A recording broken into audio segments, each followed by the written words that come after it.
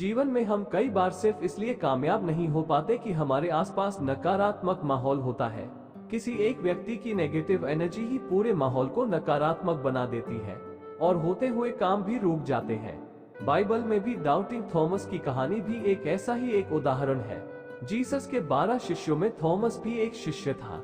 कहा जाता है कि जीसस अपने हाथों के स्पर्श मात्र से ही मरीजों को ठीक कर दिया करते थे। जीसस के सभी शिष्य और उनके आसपास के लोग जीसस के चमत्कारों में विश्वास करते थे और उनके प्रति श्रद्धा रखते थे, परंतु थॉमस उनके हर चमत्कार पर संदेह करता था। थॉमस का मानना था कि आखिर कैसे कोई चमत्कार हो सकता है, कोई भी बीमार कैसे हाथों के स्पर्श मात्र से सही हो सकता है।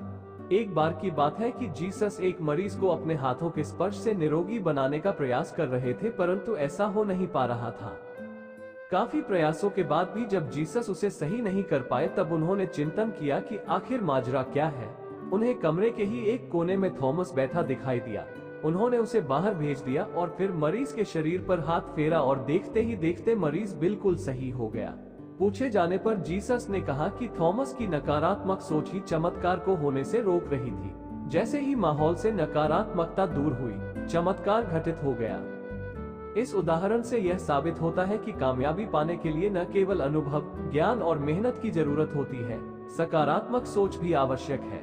सकारात्मक सोच के बिना हम जीवन में कभी कामयाबी नहीं पा सकते। इसलिए सदैव खुद को सकारात्मक बनाए रखें और नकारात्मक व्यक्ति और नकारात्मक माहौल से दूर रहे, सकारात्मक रहे, खुश रहे।